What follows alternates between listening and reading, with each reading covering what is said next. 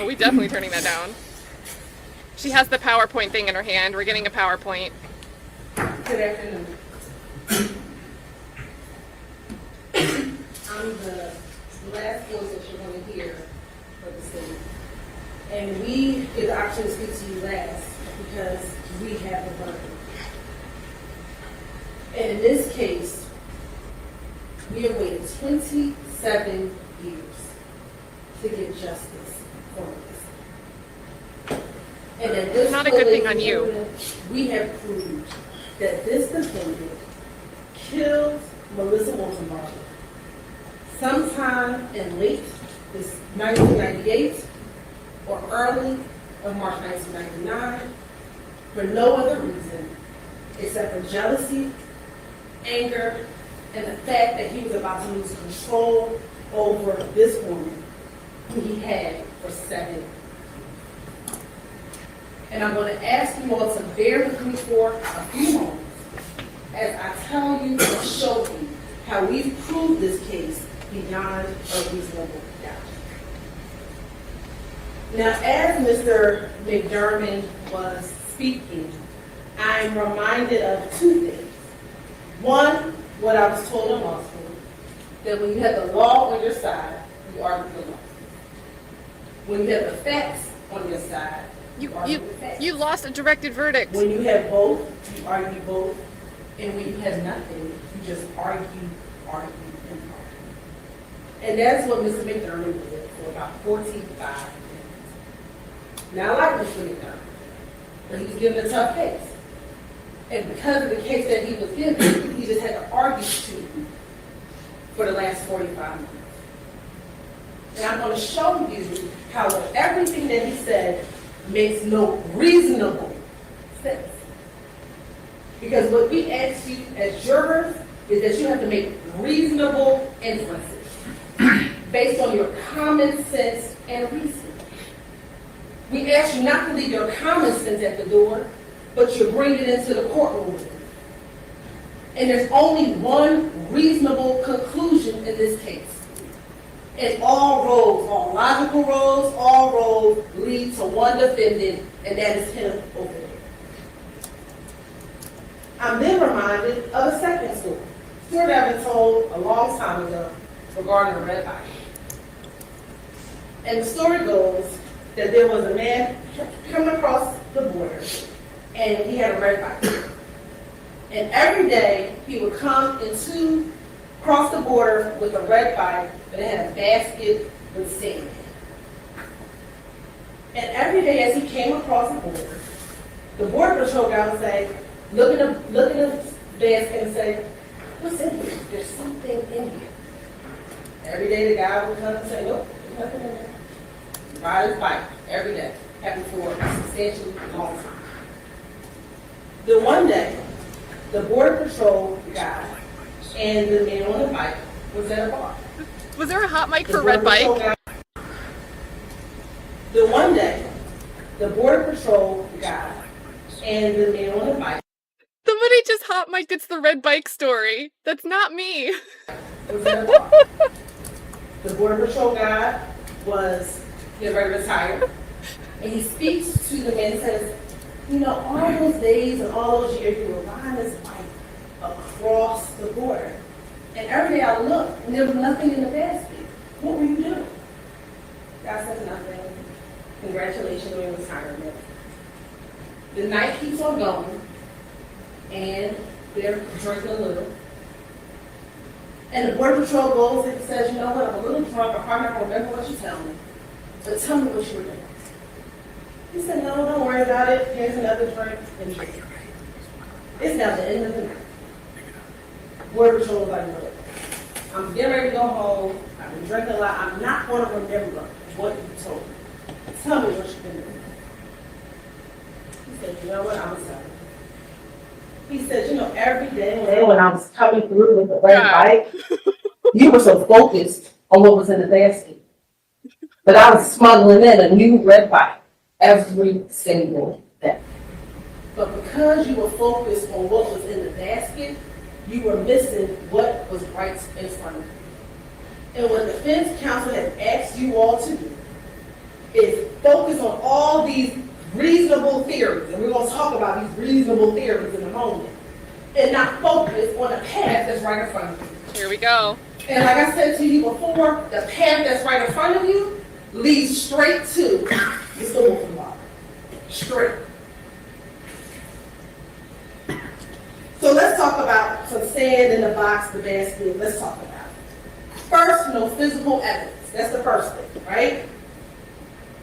You talked about the paint chips. Let's talk about when they went to the house. They went to the house in 2003.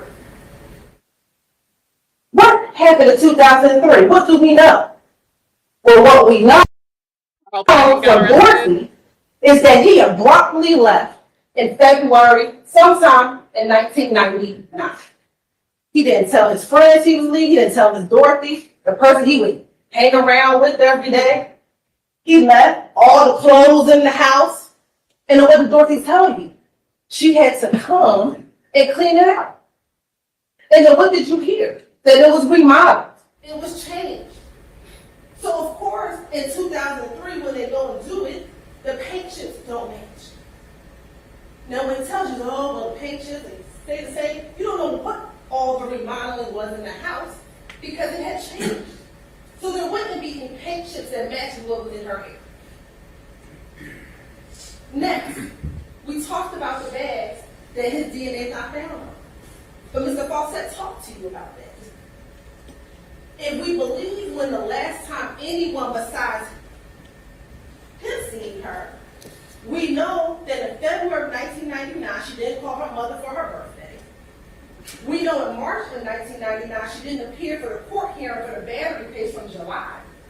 So we know she's probably deceased, I would suspect, somewhere after Christmas of 98. Probably January or so of 99. So those bags were probably in that area for at least 3 months before they found them. What? People could be touching the bags, not realizing that it's a head in the bag, not realizing what's in it. They're picking it up, they're putting it away, whatever they're doing. There's other DNA on it. Evidence. He already told you, because that's what he told Tina, what did she tell you? Tina, Miss Karen, all of them while they were sitting at the Waffle House, he know how to hide a body. Well, I suspect he know how to use some gloves to hide the body. Suspect he knows how to use some bleach. Remember someone said it looked like there was some liquid in the bags? See, you have to remember all of the evidence that came out. Well, he had the reciprocating saw, so we know he chopped up the body. Where's the torso at? But we're going to get to the torso in a moment. And he discarded it. So that's why his DNA wasn't on the bag. Let's talk about the blood, no blood after they moving on. Well, if she was strangled, there would be no blood. And is it reasonable he strangled her? Yes. You want to know why? Because her sister told you that she came in to the Waffle House in early of 1998 with strangulation marks on her neck. That's what she told you. So is it reasonable that he strangled her? Yes. So that's why there wouldn't be any blood. So that's why if they luminol, there wouldn't be there. Well, we know he strangled her. What do we know from Dorothy? He punched her. What do we know from the report? He dragged her. That's the way that he harmed her. There's no evidence that he used guns or knives. All of the evidence shows that he used his physical hands to hurt her. So is it reasonable that he strangled her? But it would be nice if we had her neck to really be able to tell you what he did. But see, they don't want to talk about that part of it. Let's talk about the pubic hairs. Well, what do we know? Thomas Nixon told you that they were intimate. What did he also tell you? The last time he saw her was in December of 1998. Could it be that the day that, remember when he said the last time I saw her, They tested the pubic hair for him. It's not his pubic hair. So now you're pregnant. That's not his pubic hair. You're left with him, so now I'm mad because you want to leave me.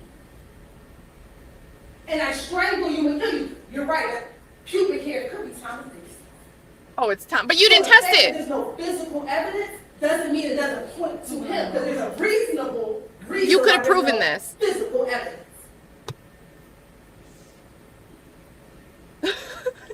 She could have proven this. No Her physical investigators. evidence.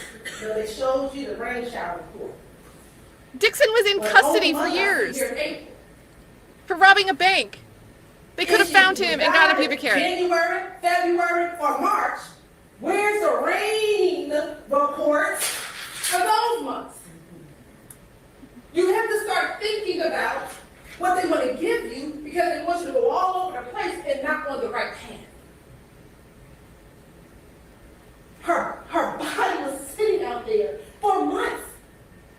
She was severely decomposed. What did the ME say? I can't even tell you. It could be 30 days. It could be longer than that. I submit to you it was longer than that because her mother did not hear from her in February. Let's look at the evidence, y'all. And that is evidence. That's what came out on the stand. Because everything that came out on the stand is evidence.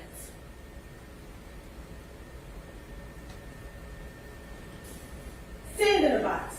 Don't believe any of the state's witnesses about you did. So everybody lying. Tina doesn't know Dorothy. Remember, because I asked her. Dorothy don't know Tina. But somehow they both saw Melissa with bruises. So they both lying? Why? What would they need to lie for? Matter of fact, Miss Dorothy, if you remember, if you watched her, when she came in here, she looked over at him. Because I guess she remembered seeing him from back in the day. And she kind of got a soft look on her face. And she tried to switch it up on him. If you can remember. Because first I said, I asked her, did you hear her yelling? She's like, I heard both of them yelling. And I said, is that what you told me and my investigator last week? And she's like, well, that's not what I said. And she changed the story. She wanted to help him. See, y'all gotta remember those little things. But then, as she was getting crossed, if you remember, she said at one point, I used to hear her scream. She said, I used to hear her screaming. What did she tell you? That she heard it 3 to 4 times a week. Let's assume that they moved over to Brookline in January, February of 1998.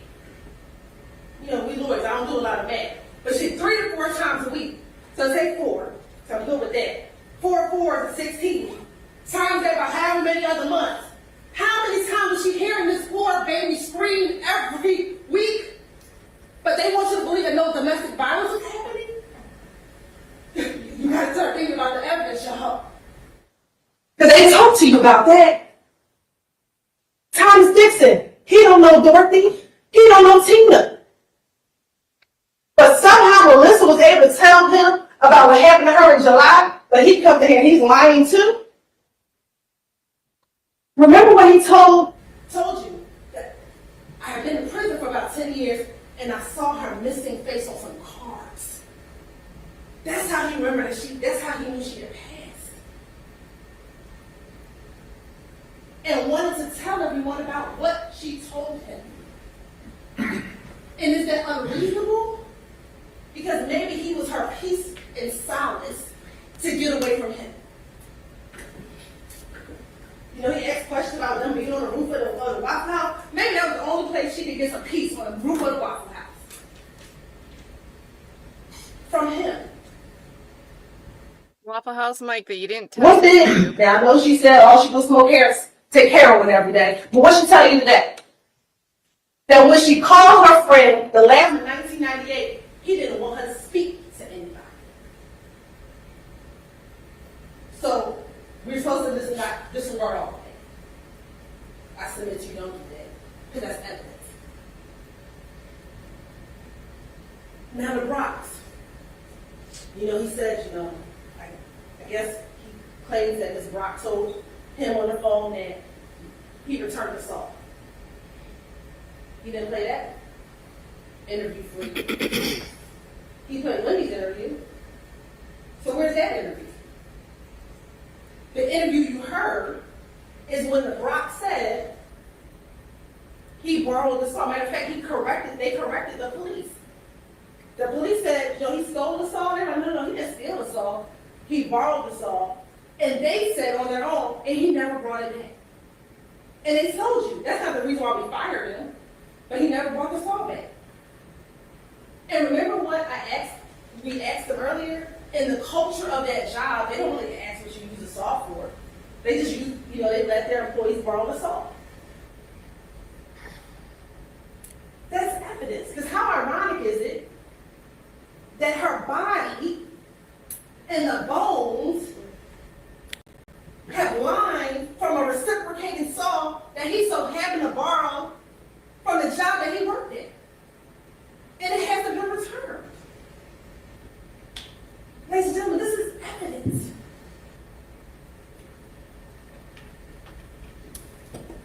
And then,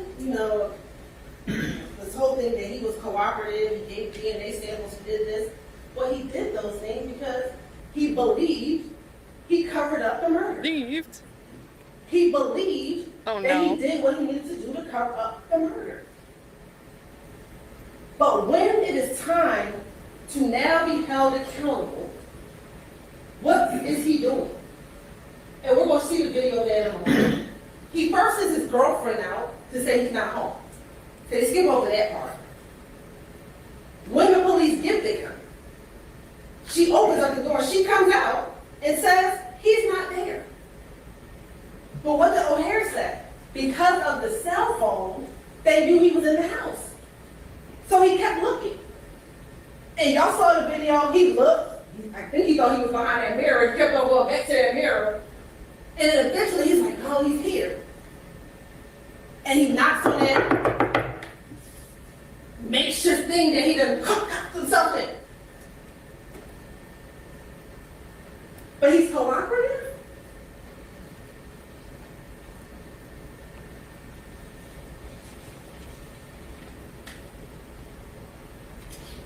This is when I go through all their reasonable theories, the medical exam. What did she tell you? In her expert opinion, she did not die of natural causes. It was undetermined by highly likely homicidal violence. And what did she tell you? If we only had the torso. And why would we not have the torso? Could it be because she was pregnant? And he wanted to make sure that we never found that part of her.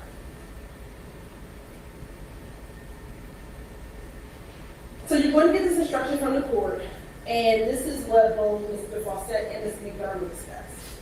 You will be authorized to convict only if the evidence, whether direct, circumstantial, or both, excludes all reasonable theories. Reasonable. Your duty, when you go back, a reasonable doubt is a doubt of a fair-minded and partial juror honestly seeking the truth. It's not arbitrary, it's not vague.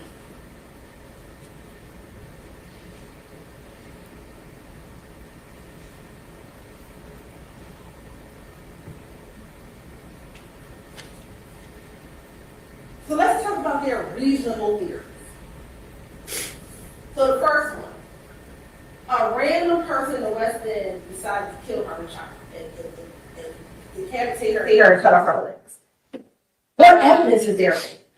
There's no evidence. The only evidence of her walking down the street comes from the defendant. Single witness. Who has all reason to lie. We're going to talk about when he said it. When he says this idea of her walking down the street. That she's hanging out with people who do drugs and alcohol. Who? Who? That's not reasonable. There's no evidence of it. Next is the male, they don't have his name, who molested her as a child. What evidence is it that he came from wherever he may live to come all the way to Atlanta to kill her, to use a saw to cut her, to put her in a bag, to discard her across the street from his job. What evidence? There's no evidence. It has to have some evidence behind it. Not just, oh, you think this in the world. Not that What are you explaining? Whose side are you on? Reasonable. The new boyfriend, Thomas, he told you the last time he saw her was at the Waffle House. You can assess his credibility. There's no indication that he even knew where Avon Avenue is. They sure didn't ask him. They sure didn't cross him on that. Because if you really suspected it was the boyfriend, you would have crossed him on it. The same way they crossed it, Norma, on what her and Carl did, they would have crossed Thomas on that. They didn't. Because they know that's not reasonable. There's no evidence of it. You can't just pull it out of the air. That's not what justice requires. That's not what we ask of you. A drug deal gone bad?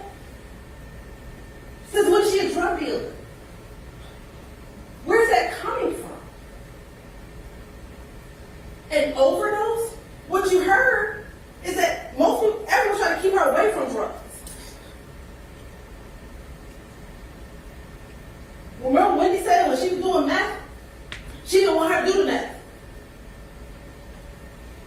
What did Tina say? I was doing my thing. I didn't have my sister around me when I was doing my thing. So where's this evidence? They just want you to, they're throwing things to the wall to see if something will stick. Suicide. Well, and we told you that's not the case. What, you gonna kill yourself? Or why would someone, that doesn't make sense. So someone finds you dead and now they feel like they need to discard your body in a way. Why would they just leave you there? If it was a suicide. And then Carl and Norma Patton. You know, when Mr. McDermott said, we're not saying it's Carl and Norma Patton, my mouth dropped. Every cross-examination was about what Norma and Carl did. That they had something happened in their living room. That Norma helped them in the living room. But what they didn't talk about is that Carl and Norma were looking for their baby when they didn't hear from her in February 1999.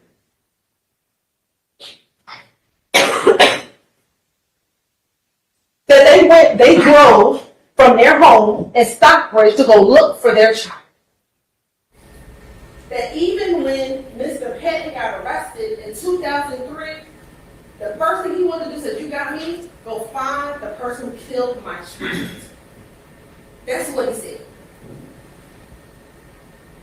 Norma said, look, you got me? I'll testify against my husband. Find the person who killed my child. And they want you to believe that those are the two people who killed their daughter for what reason? Oh, now she wanted money. Most kids want money from their parents. I think I still ask my dad for money every day. That means he's going to kill me? Because I asked for money? Most people want to take care of their children, protect their children. You have to make it make sense and it does. So we talked about this, but you get to decide who you believe. You know, when you have Miss Patton, Tina, look at their testimony in comparison to Kimberly, his sister, compared to Kathy, his mother. You can assess that. Why is it that Kimberly and Kathy can't remember a thing? Nothing. Nothing. I don't know. You don't remember anything? Kimberly, that's your best friend. She was with you when you were driving on the road. And you don't remember anything about what she told you about your brother? But yet, Calhoun can come in here and tell you said that she wanted to leave your brother. She loved your brother, she wanted to leave him. She can't remember that. Why? Is it because remembering that will show that she wanted to leave your brother and she don't want to be with your brother anymore? Mom can't remember that she never used to talk about Melissa to her grandkids? She can't remember if she went to go look for her or not? Why? But they don't want you to believe Norma and Tina. And Norma came in here and told you, this is what I did, this is what happened. She remembered everything that happened. She corrected us at times. But they want you to be so concerned about her past that you're not listening to what she's telling you right here today. I submit to you, don't fall there. Don't fall there, pressure. Your duty is to seek the truth, follow the law, and deliberate. If for some reason you want to beg and one of your members say, I don't want to deliberate, they go hide in the bathroom, you come out and you shut the judge. Well, you don't come out, but you should write it and let the court know that one of your members is not deliberating. So let's talk about how we prove that he's guilty. Oh my God. We don't have to prove motive. However, any evidence of motive is admitted for your use in determining the defendant's state of mind at the time of offense. This isn't a domestic violence case. This is a case of domestic violence. This defendant used his power and control from the time that she was 15. From the time that she was running out the house, from the time she was running away with him, he began to control her. What did Wendy say? She's easily controlled. She's a follower. That she's acceptable. She's going. And he knew that. She's stealing cars for him or with him. She's out here, leaving the house, trying to be with him. And the mom said, I didn't like the boy from the time I saw him at 15. Sometimes that's just a mother's intuition.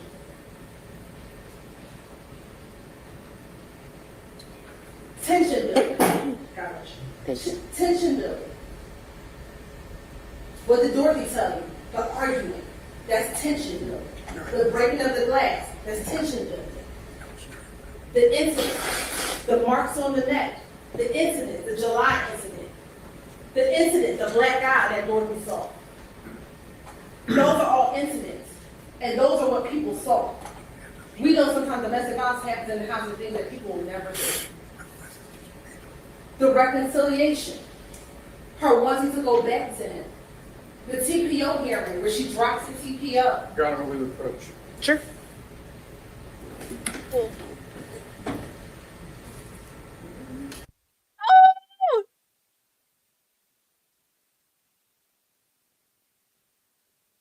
I wish I could read the back of their heads. Oh my God, not an approach during closing.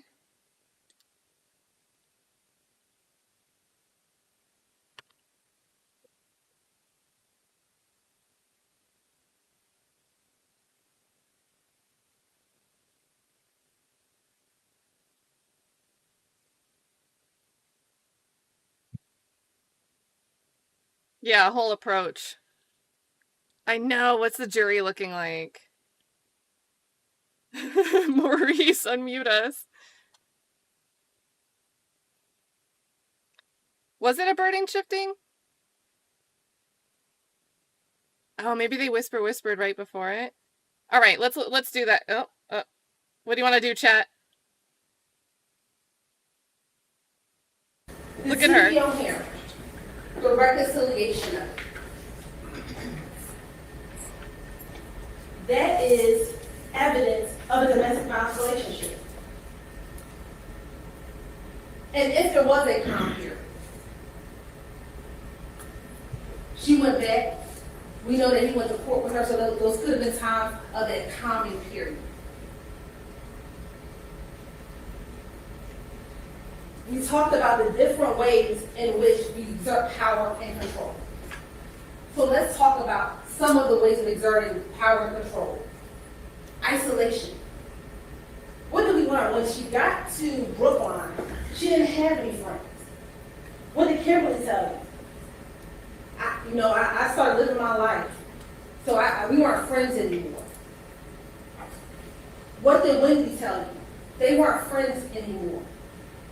What did her sisters tell you? That, we started hanging out again more and more once she started working at the Waffle House. So her connections weren't there. Her connections were down in Stockbridge. Good question, Touche. She was naive, easily influenced, believed what anyone tells her. We talked about the physical violence, using her children. I submit what happened in that room when the judge allowed them to talk is that he convinced her, get mom and kids. And she did. You give permanent custody permanent guardianship to my mother. And that is a form of control. Now your mother, the abuser's mother, now has her children, can dictate what the children do. We know that they didn't tell them about their mother.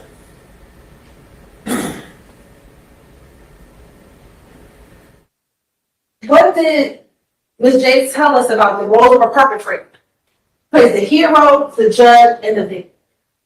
He's a hero when he's saving her from the house. A hero when he's taking her from the home, when she's running over to his support. He judged her when she wants to go back and be with her family, spend time with her family. Not allow her to talk to her family. And then when she finally decided she's tired and enough is enough, as she told Kimberly that I was done, he plays the victim. You can't leave me. Look what I've done for you. Look at how we are in my grandmother's home together. Look at how I saved you from your family, saved you from your trauma, saved you. You can't leave me.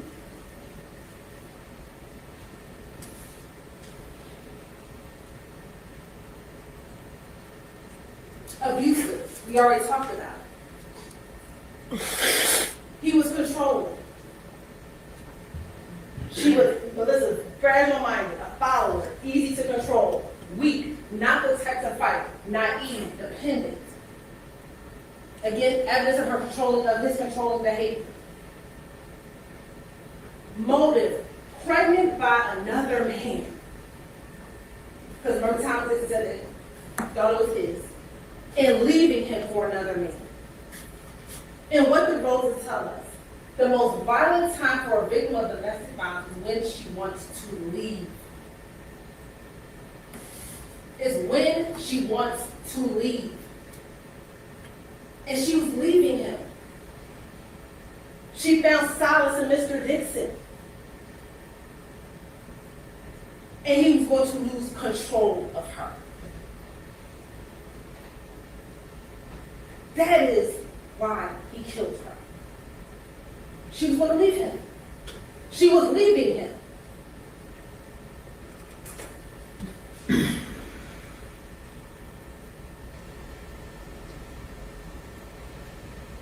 Now let's go through a timeline very quickly.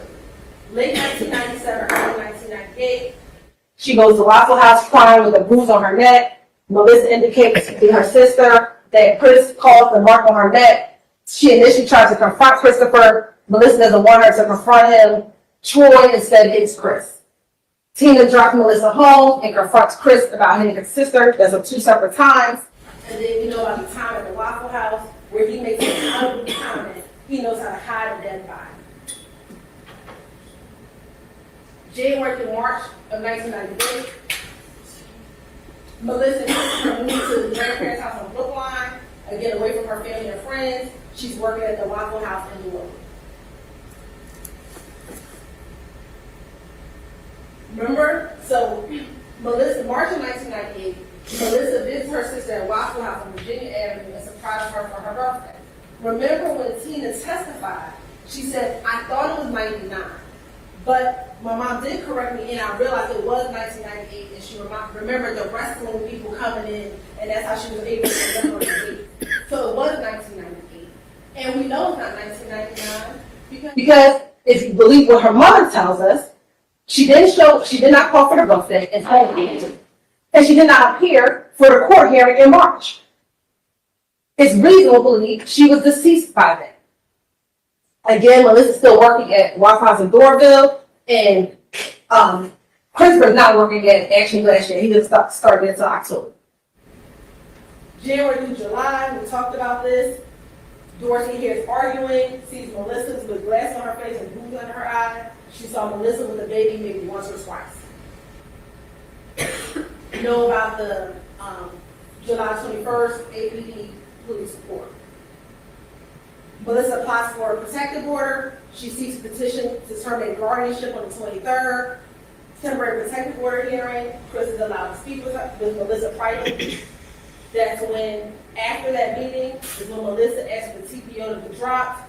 On the same day, she asked her mother to pick up the children from daycare and take them to Kathy Wolfenbarger and give permanent guardianship to Kathy Wolfenbarger. October 1998, Chris begins working at Action Glass. Melissa's probation court hearing, she tells the judge that she's pregnant. November 9, 1998, Norma sees Melissa at a court hearing. She leaves the court hearing with Chris. It's the last time that Norma sees her daughter.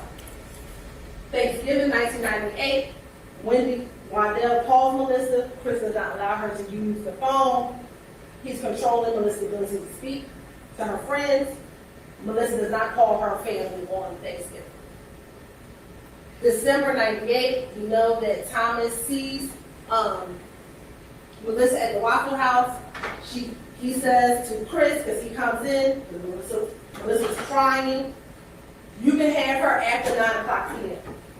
Chris waits outside. Melissa leaves with Chris. He never sees her again. According to the Wolfenbarger family, they see her at a family function in December of 1998. Again, her family does not hear from her. February 1999, she doesn't call her mother for her birthday. Carl Patton goes to Tina's job to inquire about Melissa's whereabouts. Christopher is fired from the job, but he had borrowed a reciprocating saw and had not returned.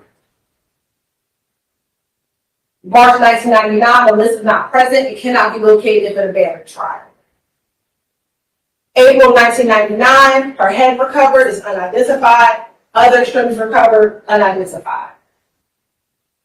February 99 and January 2000, we know that Ms. Norma Patton is seeking assistance to locate Melissa, reaches out to several law enforcement agencies and receives no assistance. She speaks to a lawyer who puts her in touch with the Henry County Police Department. January, files the Melissa police report, Detective Scott assigned to the case. January 2000, Detective Scott does initial interviews with various family members to include or attempt to include Melissa's husband, the defendant. This is in January 2000. About 9 months later, he speaks to Kathy Wolfenbarger, and she is reluctant to speak to police or give police any contact information for Chris. 2001, he finally speaks to Chris, so it's 2.5 years after the remains are found, 18 months after the missing persons report, and 18 months before the remains are identified. And here's what he says. First, about her personality. And these are his words. Yeah, we're talking about, you got to understand, I don't know what all they told you about the mentality of her. She's not real, she didn't have a whole lot of street smarts at all. She was real smart, though. She had a lot of book smarts. She was real intelligent that way. But as far as, she was real naive. And I'm a little that way, but not quite like that. She would basically, if you could put an idea in her head and get her to thinking about it, she would swear that's right. And I guess that's why she had so much problems, running away and all the time. But she was a real follower. He said, if you put an idea in her head, she will follow. She's a follower. That's how he's able to control her. What did he say about her when she stayed with him? These are his words. So she stayed with you for about a week, and then She stayed with me for a few days and stuff like that. Sporadically, yeah. I'll say almost a month. I would say 3 weeks. Because it was right around, it was almost Christmas, I remember.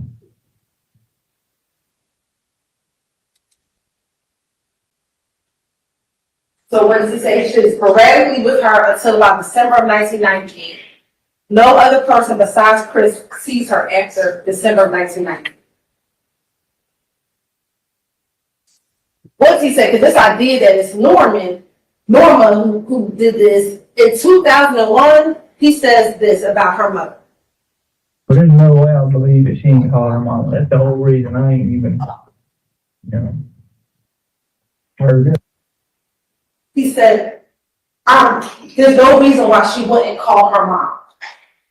That I haven't been over there yet. In 2001, he figured she would be calling her mom. That's what he tells the police. So why all of a sudden now it's her mom couldn't have killed her? And it corroborates what Norma said. She was concerned at Christmas when she didn't see Melissa, and she's even more concerned when she didn't hear from her on her birthday. So this is what you have to listen to. That he saw her in April of 1999.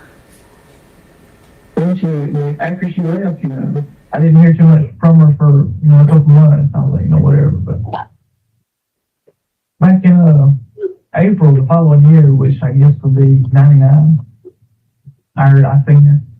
And man, I was coming down Lee Street.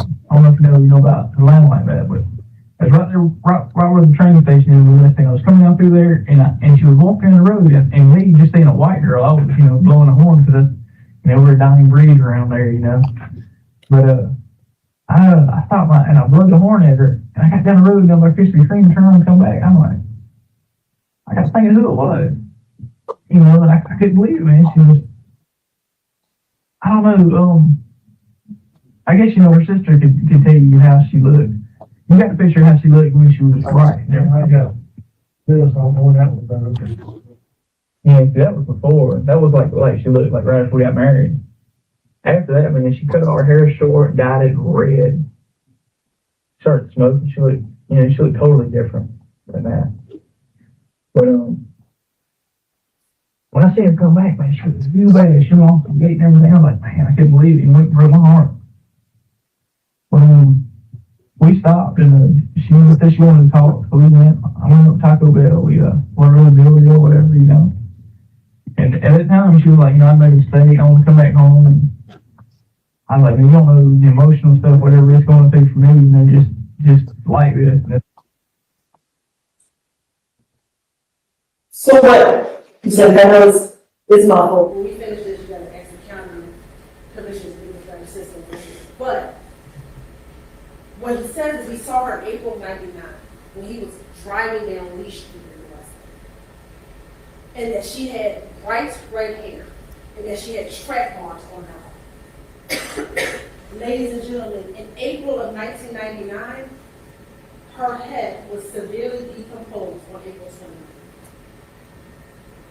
How is it that he saw her walking down the street and able to describe that she had short red hair?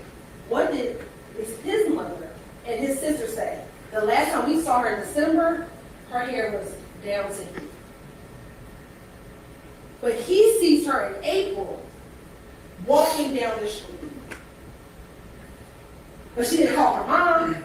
She hasn't called any of her family members. But yet he saw her and describes vividly. This is in 2001. This is before her body's identified. This is before anyone knows that the remains are hers. This is when he thought that no one would be able to find her. This is what he's telling the police in the missing persons report. And you have to remember that he abruptly leaves the neighborhood in early 1999. Why? That is your mother's home, your grandmother's home. Why would you need to leave that house abruptly? There's no reason except you have to get out that neighborhood.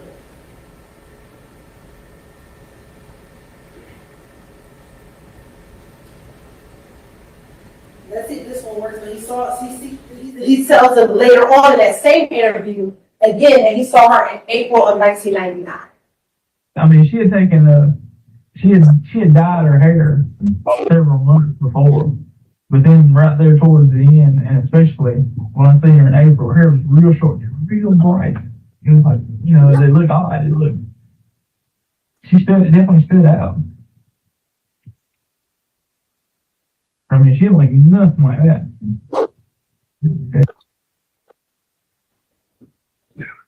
So he said she had dyed her hair a few months before. No one else has seen this except for him.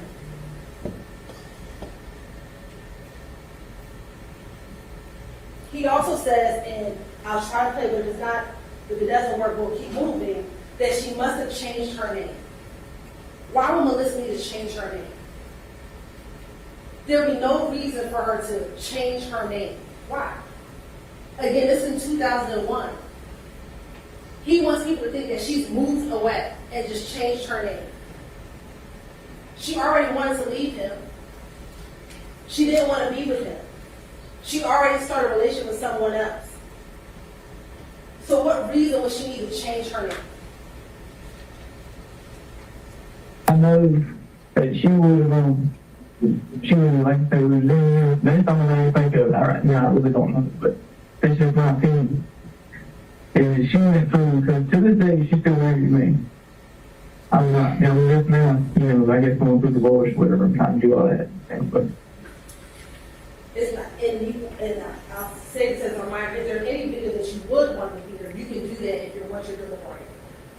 He also tells them in this same interview, you have to cut everyone off. Again, why would she need to do that?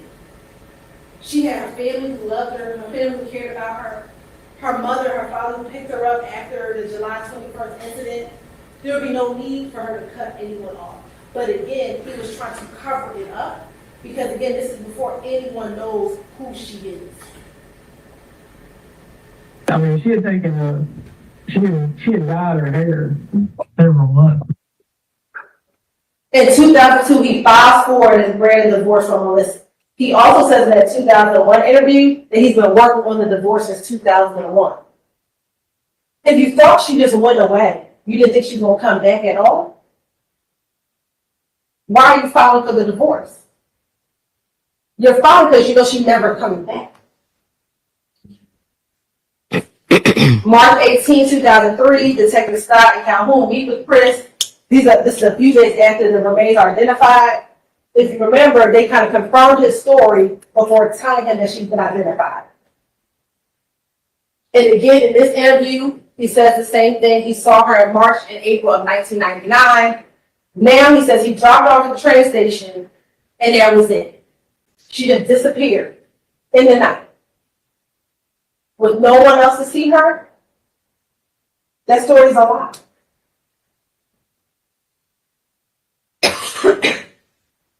And again, he's the last person to say he saw her. The year she disappeared. I've been sitting here, I don't know if it's 98, 99. I know 2000, I was living in Savannah, so it can't be 2000. But whatever year that they're saying that they seen her, I know I seen her like in early March or April of the next year. And that was the last time I'd seen her. That's November of 98 is when they're saying. That's Thanksgiving. Right. And then so end of the next year, 99, early 99, March, April, somewhere near when you think you ran into her. And he's probably more familiar with the area than I am, but say that was Hornet. She was walking from like the Martin train station up from Brookline. Is that right? Right there on Lee Street. Y'all went to a Taco Bell in the area there and talked a little bit. And what happened? She walked off her own way and I dropped her off at the train station.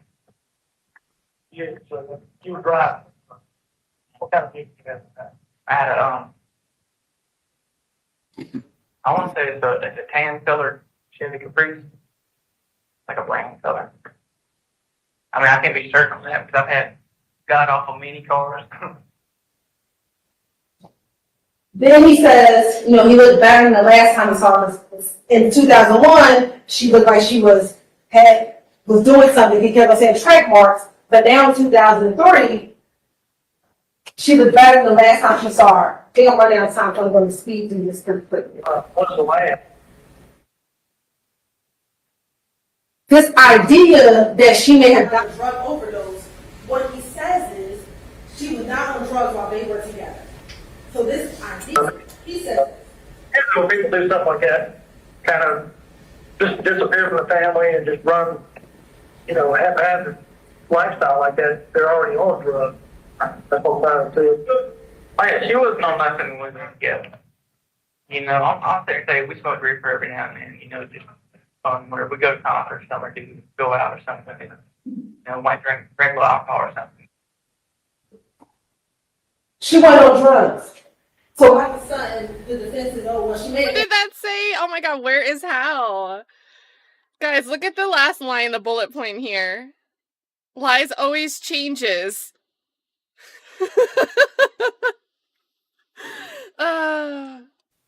She went on drugs. So all of a sudden, the defense is, oh, well, she may have had a drug overdose. He says it. And it's in 2003.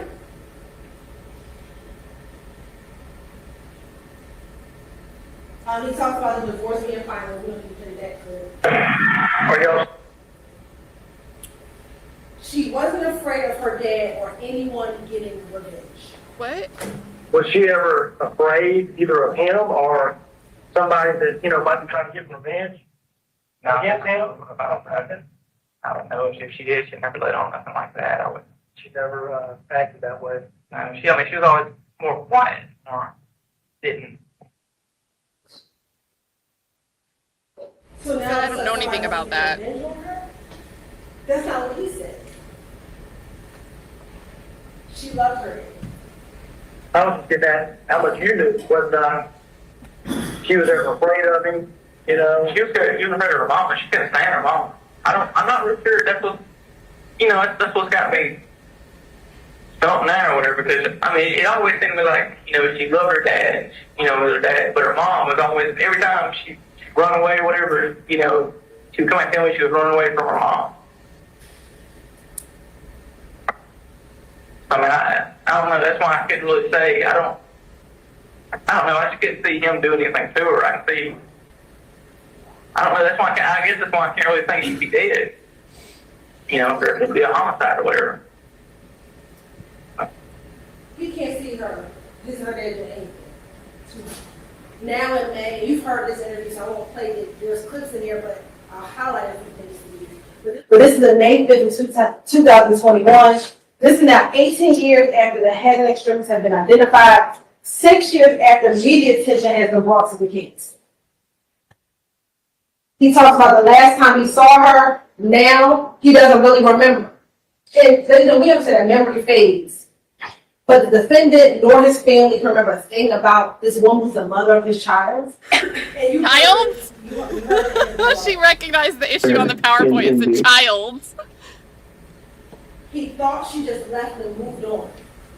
Well, when she didn't come back, you didn't call the authorities. You didn't report her to anyone. This is the mother of your children. This is your wife. And you don't say anything? He never wanted to reach out to assist her own family, became worried. He didn't even want to speak to the police. Back in 2001. It took him 18 months to do this. Why? When she was leaving, go. Now, all of a sudden, her parents killed her. In 2003, there's no way her dad could do it. But now that the media's been on it, now that it's been highlighted, now that the road is leading to him, he says her parents did. And that's convenient. Let's blame the individual who was accused of a serial, accused of killing multiple people. And Just Mr. Say childs. What do you think happened to Melissa? 2023, the policeman with Kathy Wolfenbarger, and investigation continues. What's the dog? And then here he is, hiding behind the wine rack in here. And he's hiding just like he told his daughter.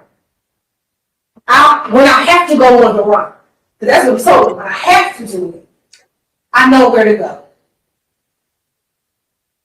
You saw Christina here.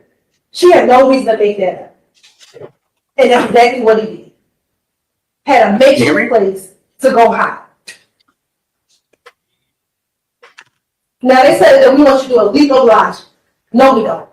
We want you to follow the path. Physical abuse in 98. Mom sees her last time in November of 98. She wants to leave him. He borrows a reciprocated assault and never returns it. She does not call her mother for the holidays. He does not appear for the March battery. She doesn't appear for the March battery trial. Carl Patton goes looking for his daughter. He abruptly leaves the neighborhood without telling anyone, leaving all of his clothes. Her head is found on April 29th, across from his job, severely decomposed. Extremities found in June. It doesn't add up. Across from his job. He's the only person familiar with that neighborhood. His mom doesn't know where to go. What did Miss Patton say? The only time we went up there is when we went to go pick her up. They're not familiar with Atlanta. He is. Cut marks on her bones appear to be done by reciprocated assault, consistent with the type that he took from the job. Her torso never recovered. Could it be because she was pregnant? He never reports his wife missing. Reported missing by her mom in January. Mom's reluctant to give information. He lies to police in September. Never speaks to his children about their mother. Body parts found in ATL. No other family resides here. Is it suspicious? This is where everything is found. From the house to his job to the location of the homes. This is not illegal obliging. We're not asking you to jump. We're asking you to follow the path. And all the evidence leads to one conclusion. He's guilty. Conclusion. Oh my God! Really? Every victim matters. Don't forget, every victim matters. Just not enough for spell check. The chat said they don't know about the graphics department, the Fulton County graphics gang. The G unit? The G unit? Yeah, I'll pull that up. I'll get that on screen. They should be doing these, or maybe they are. Oh. Now, ladies and gentlemen, we might not have all the puzzles. We wish we had her torso. Weird. He was clever enough not to leave DMX. But what we do You have didn't test the skull. is this. You can still see this dollar bill, even with all of the missing pieces. You still see that the path leads to only one person. Only one conclusion.